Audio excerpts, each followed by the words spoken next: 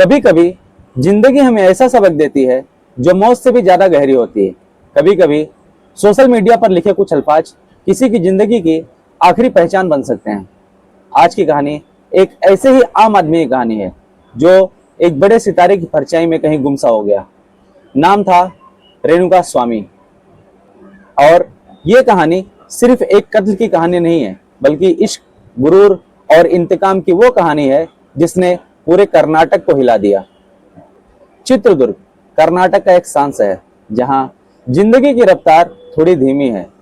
लोग सादगी से जीते हैं और रातें सुकून से कटती हैं। वहीं रहता था 33 साल का रेणुका स्वामी। रेणुका स्वामी एक बड़ी फार्मेसी कंपनी में काम करता था। ना कोई दुश्मन, ना कोई विवाद, बस एक आम जिंदगी और साधारण जिंदगी जीने वाला एक इंसान, रेणुका स्वामी। लेकिन कहते हैं ना, कभी कभी सादा जिंदगी भी किसी और की कहानी में किरदार बन जाती है। और रेणुका की जिंदगी भी किसी और की कहानी में एक मोड़ बन गई, एक किरदार बन गई। रेणुका सोशल मीडिया पे काफी सक्रिय था। फेसबुक और इंस्टाग्राम पर वो अपनी राय अक्सर लिखा करता था, कभी किसी फिल्म के बारे में तो कभी किसी एक्टर के बारे में। और एक दिन ऐसा ही एक सोशल मीडिया पोस्ट उसकी जिंदगी का आखिरी पोस्ट बन गया। उस पोस्ट में जिक्र था पवित्रा गौड़ा का।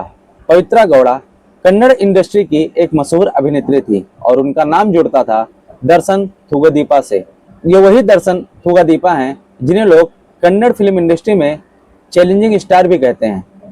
पवित्रा को यह पोस्ट बुरी लगी और उसने दर्शन से कहा कि इस आदमी को सबक सिखाना होगा। और वहीं से शुरू हुई एक साजिश की कहानी, एक ऐसी साजिश जो एक आम आदमी की सांसें छीन ली। 8 जून 2024 की रात थी। रेणुका अपने काम से घर लौट रहा था, तभी उसके पास आकर एक एसयूवी कार रुकती है। कार में से एक आदमी निकलता है जो वहां पर दर्शन थुगदीपा का फैन क्लब चलाता था। वो कहता है कि भाई तुमसे मिलना चाहते हैं। दरअसल रेणुका स्वामी दर्शन थुगदीपा का बहुत बड़ा फैन था और उसे यकीन नहीं हुआ कि दर्शन खुद उससे मिलना चाहते हैं। रेणुका स्वामी बहुत खुश हुआ। वो मुस्कुराया और चुपचाप कार में बैठ गया। रेणुका स्वामी काफी खुश था क्योंकि वो पहली बार दर्शन थुगदीपा से मिलने जा रहा था। पर उसे क्या पता था कि ये सफर उसकी मौत का सफर होगा, ये सफर उसकी जिंदगी का आखिरी सफर होगा। और जिस दर्शन को भगवान मानता है, पूछता है, सुपरस्टार मानता है, वही दर्शन उसकी सांसें छीनने का इंतजाम कर चुका है। बेंगलुरु के बाहरी इलाके में एक पुराना सेट था। यही वो जगह थी जहां रेणुका स्वामी की आखिरी चीखें गूंजी थी। पुलिस रिपोर्ट के मुताबिक उसे बुरी तरह टॉर्चर किया गया था। उसे बेल्ट से, डंडों से पीटा गया था और करंट के झटके भी दिए गए थे। साथ ही साथ उसके कान भी काट लिए गए थे। बहुत बर्बरता से उसके साथ पिटाई की गई थी। उसके शरीर पर गहरे जख्म थे और फिर उसे वहीं छोड़ दिया गया, शायद ये सोचकर कि ये बेहोश हो गया है या मर गया है। उसे वहीं छोड़कर वो लोग भाग गए। अगली सुबह 9 जून को बेंगलुरु के सेमनाहल्ली ड्रेन में एक लाश मिलती है। चेहरा पहचान में नहीं आ रहा था, पर उसके जेब में पड़ा मोबाइल उसकी पहचान बन गया और लोगों ने पहचाना कि ये कोई और नहीं बल्कि रेणुका स्वामी है।